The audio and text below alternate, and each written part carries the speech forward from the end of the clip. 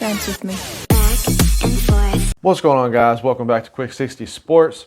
Today I'm going to give you an update for my top 5 best free agent signings around the league. And stay tuned for another video later. I'm going to have my top 5 worst free agent signings around the league as well.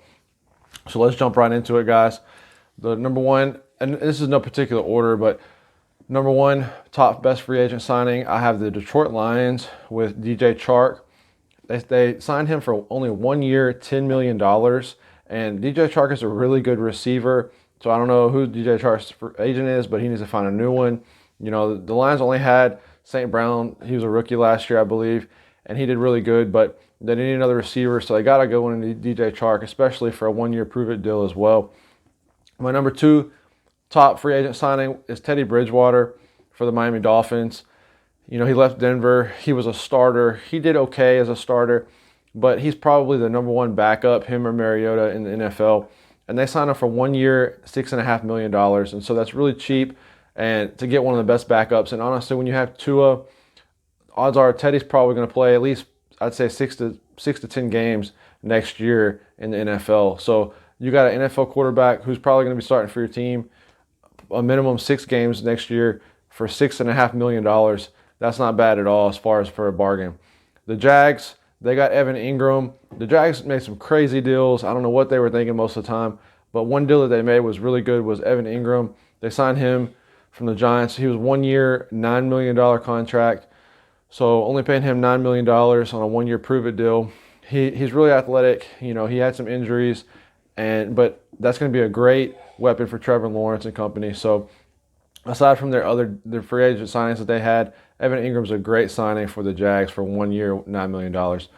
And fourth, I have Brian Allen from the Rams, center. You know, they signed him 3 years for $24 million. And it's crazy to me. He's a really good center. And it's crazy to me to think that he signed the same contract as Will Disley did, the tight end. And they're not even comparable. And so the Rams got a really good steal. That's about $8 million a year, roughly, for the center. And so that's really good as well. And honestly, my fifth top free agent signing is Randy Gregory. So he flipped from the Cowboys. And yes, he had some character issues and discipline issues, being suspended. Last year, I believe he was on the Cowboys. He was on the leadership council team. So I believe he's turning the corner a little bit, especially with that veteran Justin Simmons Bronco defense. I think they're going to steer him in the right direction. And you have Bradley Chubb on the other side. And so that just makes that defense really formidable for Denver as well. So I like the Randy Gregory signing for Denver as my top 5 free agent signings around the league. Also, just to keep you updated on some NFL news real quick, the Titans had just cut Julio Jones. So now he's a free agent and he can kind of go wherever he wants. Obviously, he's not in his prime anymore, but he does have flashes game to game where he does explode. You know, he's tweaked that ankle. He's had ankle and foot issues the last 2 years, honestly, in Tennessee and at the end of his career in Atlanta. But don't be surprised for Julio to go to a playoff contender team with a good quarterback. And speaking of good quarterbacks, look out for Deshaun Watson. So in the next 24 hours, he's going to decide his team. The Houston Texans have already accepted trades. Now it's just dependent upon Deshaun meeting with those teams and deciding which team he wants to go to. Kind of like the Russell Wilson thing. The trade had already been accepted, and then Russell Wilson had to agree to go to Denver. The Colts wanted in for Deshaun, but the Texans said no. Now, realistically, it's up to the Browns, which I don't think that they're going to get him, because honestly, the Browns organization and ownership issues are almost equivalent to the Houston Texans. So I don't see Deshaun going there. But he did meet with the Browns for over an hour this morning. So that's still a valuable option. The Eagles are out of the question now. And now, realistically, it's the Saints and Panthers, I believe, and the Falcons. And I think he's going to go somewhere in the NFC South. If Deshaun is smart, he would not want to go in the AFC with all those good quarterbacks. Now, obviously, you have Aaron Rodgers still, and now Tom Brady's back in the NFC South. But you have to believe that he'd want to go to the NFC South and try to compete. And obviously, that's probably win a wild card easily. Speaking of the Panthers, another NFL update.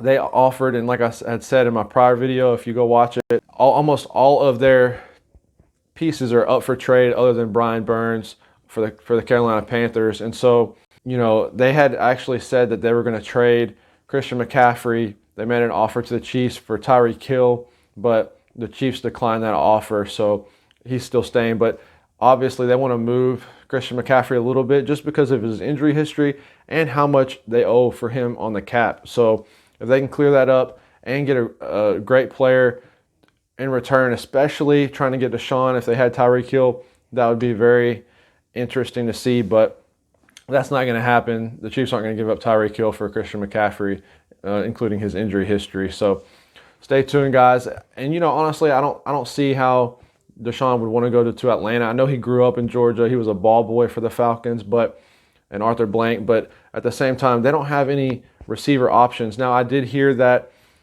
Allen Robinson, wherever Deshaun goes, that Allen Robinson's waiting, and he's going to sign with Deshaun on that team. So no matter what, Deshaun will have a pretty good receiver in his hands no matter where he goes. Honestly, it makes sense to me to go to New Orleans, the Saints, if they have the right package, just because they have a good O-line.